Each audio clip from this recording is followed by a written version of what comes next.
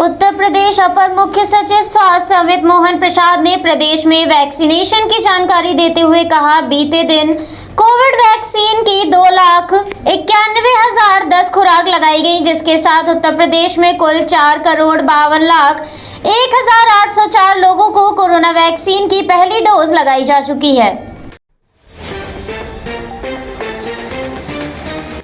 भाजपा के राष्ट्रीय अध्यक्ष जेपी नड्डा और उत्तर प्रदेश के मुख्यमंत्री योगी आदित्यनाथ ने आगरा पहुंचकर चिकित्सक सम्मेलन में भाग लिया और जनसभा को संबोधित किया।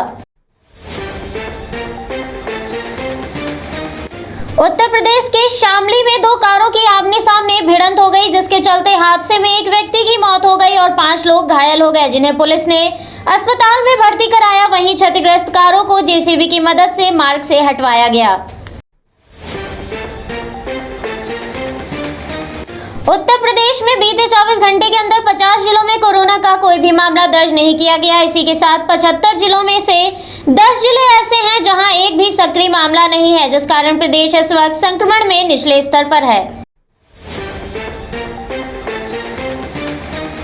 पिछले 24 घंटे में उत्तर प्रदेश में कोरोना संक्रमण के 58 नए मामले सामने आए, तो वहीं इससे ठीक होने वाले लोगों की संख्या 49 है। इसके साथ ही प्रदेश का रिकवरी दर 98.6% हो गई है। उत्तराखंड के खेल मंत्री डॉक्टर अरविंद पांडे ने टोक्यो ओलंपिक में इतिहास रचने वाली भारतीय महिला हॉकी टीम की खिलाड़ी वंदना कटारिया की बेटी बचाओ बेटी पढ़ाओ अभियान की उत्तराखंड की ब्रांड एम्बेसडर बनाने की घोषणा की है। छत्तीसगढ़ के मुख्यमंत्री भूपेश बघेल ने प्रधानमंत्री द्वारा राजीव गांधी खेल रत्न का नाम बदलकर मेजर ध्यानचंद खेल रत्न पुरस्कार किए जाने पर कहा, प्रधानमंत्री को मेजर ध्यानचंद का नाम से कोई बड़ी घोषणा करनी चाहिए थी। राजीव गांधी के नाम से खेल रत्न पुरस्कार का नाम बदला गया है, ये क्षुद्र मानसिकता का परिचय उन्होंने दिया है। उत्तर प्रदेश के वाराणसी में भारी बारिश के कारण गंगा नदी का जलस्तर खतरे के निशान के आसपास है, जहां इससे निपटने के लिए एनडीआरएफ की टीम पूरी तरह से तैयार है और स्थिति का जायजा लेते हुए अपनी टीमों को तैनात कर दिया है। उड़ीसा के भुवनेश्वर में एक कलाकार प्रियंका ने टोक्यो ओलंपिक में पदक जीतने वाले भारतीय खिलाड़ियों को सम्मान देने के उद्देश्य से उनकी पेंटिंग बनाई है, जिसको उन्होंने घर पर रखे सामान का उपयोग करते हुए बनाया। तमिलनाडु में एक सवर्ण जाति के व्यक्ति पर आरोप है कि उसने एक दलित सरकारी कर्मचारी को अपने पैर में गिरकर माफी मांगने के लिए मजबूर किया। मामला सामने आने के बाद पुलिस ने जांच के आदेश दिए हैं। सपा प्रमुख अखिलेश यादव ने एक कार्यक्रम को संबोधित करते हुए कहा, हमारी असली लड़ाई है कि उत्तर प्रदेश विकास के रास्ते पर जाए। अगर प्रदेश विकास के रास्ते पर जाएगा तो सभी के रास्ते खुलेंगे, लेकिन ये पहले ऐसे मुख्यमंत्री हैं जिन्होंने विकास को रोक दिया है। इन्हें विकास पसंद ही नहीं है, इनका विकास केवल विज्ञापन में है। सुप्रीम कोर्ट के न्यायाधीश एनवी रमन्ना कानूनी सेवा से जुड़े लीगल एड ऐप का उद्घाटन किया। इस मौके पर कानूनी सेवाओं संस्थाओं से संबंधित जानकारी फीड की जाएगी और इस ऐप के माध्यम से देश के किसी भी स्थान से कुछ ही सेकंड में कानूनी सहायता आवेदन जमा करा सकेंगे।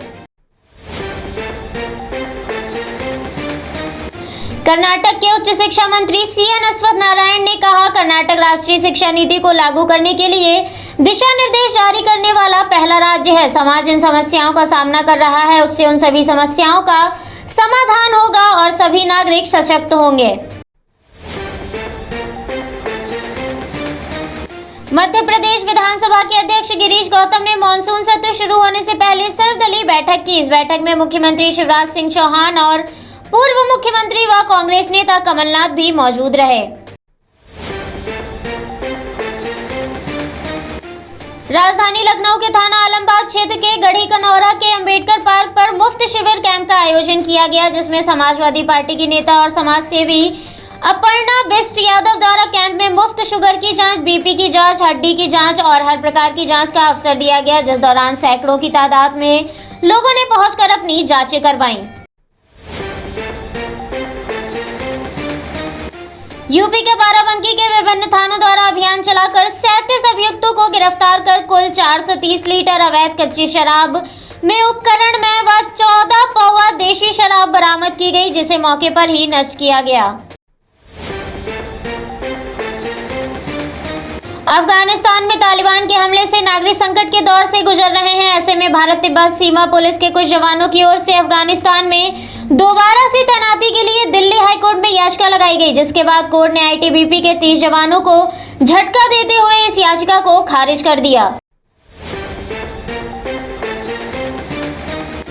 उत्तर प्रदेश के जनपद बाराबंकी में संदिग्ध व्यक्तियों वांछित अभियुक्तों की गिरफ्तारी को लेकर लगातार अभियान चलाया जा रहा है, जिसमें बाराबंकी पुलिस ने 38 वांछित अभियुक्तों को गिरफ्तार कर 2 अभियुक्तों के विरुद्ध निरोधात्मक कार्रवाई की है। भारत की निजी विमान कंपनी इंडिगो ने टोक्यो ओलंपिक में मेंस जेवलिन थ्रो प्रतियोगिता में गोल्ड मेडल जीतकर इतिहास रचने वाले नीरज चोपड़ा को एक बड़ा तोहफा दिया है। बता दें कि इंडिगो ने नीरज चोपड़ा को 1 साल तक असीमित फ्री यात्रा करने का तोहफा दिया है। असम मिजोरम सीमा विवाद को लेकर एआईयूडीएफ प्रमुख बदरुद्दीन अजमल ने कहा, मैं इस विषय को लेकर अमित शाह से मिल रहा हूं, जिसमें सिर्फ मिजोरम ही नहीं बल्कि 7 पड़ोसी राज्यों ने असम की जमीन का कुछ न कुछ हिस्सा झड़प रखा है। मेरी मांग होगी कि इसे जल्द से जल्द खत्म किया जाए, जिसके लिए उन्होंने कहा वो प्रधानमंत्री को भी पत्र लिखेंगे।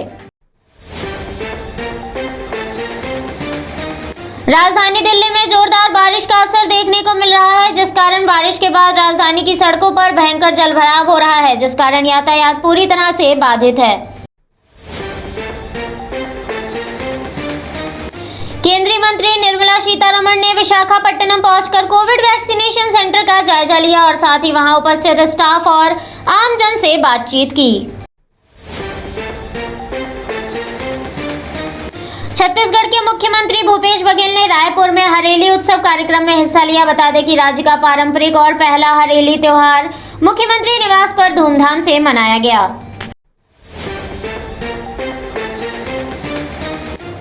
राजीव गांधी खेल रत्न पुरस्कार का नाम मेजर ध्यानचंद के नाम पर किए जाने को लेकर मेजर ध्यानचंद के पोते विशाल सिंह ने कहा, इससे पूरे विश्व और हिंदुस्तान के हॉकी खिलाड़ियों को प्रेरणा प्राप्त होगी। इसका संदेश हमारे दूरदराज के ग्रामीण खिलाड़ियों तक पहुंचेगा। मध्य प्रदेश के विदिशा में बाढ़ के चलते जान बचाने के लिए एक शख्स ने अपनी गर्भवती पत्नी सहित परिवार के अन्य सदस्यों को पेड़ पर चढ़ा दिया। 24 घंटे के बाद एनडीआरएफ की टीम ने इस परिवार को बाढ़ प्रभावित क्षेत्र से सुरक्षित बाहर निकाला। बसपा के राष्ट्रीय महासचिव ने कहा, भाजपा ने पूरे प्रदेश में डर का माहौल तैयार कर दिया है। ब्राह्मण महासचिव के लोगों को घरों से उठाकर एनकाउंटर कराकर मरवाने तक के काम किए जा रहे हैं। आगे उन्होंने बिकरू कांड का जिक्र करते हुए कहा, बीजेपी ब्राह्मण समाज का अपमान कर रही है। टीकाकरण के मामले में उत्तर प्रदेश शीर्ष पर है, जिस कारण उत्तर प्रदेश में 5 करोड़ से ज्यादा लोगों को वैक्सीन लगाई जा चुकी है, जिसे लेकर उत्तर प्रदेश के मुख्यमंत्री योगी आदित्यनाथ ने भी खुशी जताई। आंध्र प्रदेश उच्च न्यायालय के न्यायाधीशों के खिलाफ आपत्तिजनक पोस्ट करने के लिए सीबीआई ने अब तक 5 लोगों को गिरफ्तार कर लिया है। बता दें कि चीफ जस्टिस रमन्ना ने 2 दिन पहले कहा था, निचली अदालतों के जज जब धमकियां मिलने की शिकायत करते हैं तो सीबीआई और आईबी एक्शन नहीं लेते। कानपुर देहात में भीषण रेल हादसा होते होते टला, जिसमें ट्रेन से एक गाय के टकराने के कारण high speed Vande Bharat express झटके के साथ पटरी पर खड़ी हुई, जिससे एक भीषण हादसा होते होते बचा।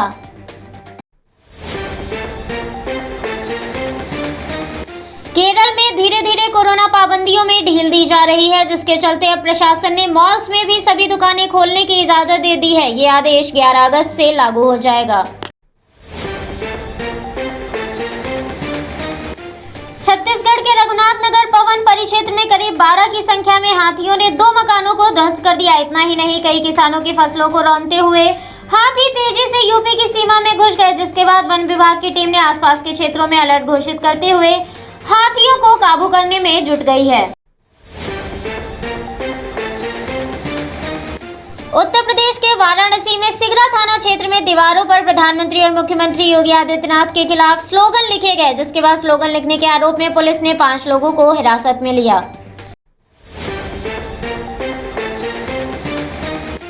भारतीय युवा कांग्रेस के राष्ट्रीय अध्यक्ष श्रीनिवास ने लखनऊ के कांग्रेस कार्यालय पहुंचकर मीडिया से वार्ता की, जहां हजारों कार्यकर्ताओं ने उनका जोरदार स्वागत किया। वहीं इस बातचीत के दौरान श्रीनिवास ने विपक्ष पर हमला बोलते हुए कहा, कोरोना काल में यूपी में सबसे ज्यादा लोग खत्म हुए, लेकिन राज्य सरकार ने कुछ नहीं किया। श्रीनिवास ने अपने संबोधन में भाजपा सरकार पर जमकर निशाना साधा। टोक्यो ओलंपिक्स के रविवार को समाप्त होने के बाद भारत 1 स्वर्ण, 2 रजत और 4 कांस्य पदक के साथ पदक तालिका में 48वें स्थान पर रहा। बायजूस ने ओलंपिक में विजेता भारतीय खिलाड़ियों को लेकर इनाम की बारिश करना शुरू कर दिया है, जिसमें गोल्ड मेडलिस्ट नीरज चोपड़ा के साथ साथ अन्य 2 खिलाड़ियों को बायजूस ने 1-1 करोड़ रुपए दिए जाने का ऐलान किया है।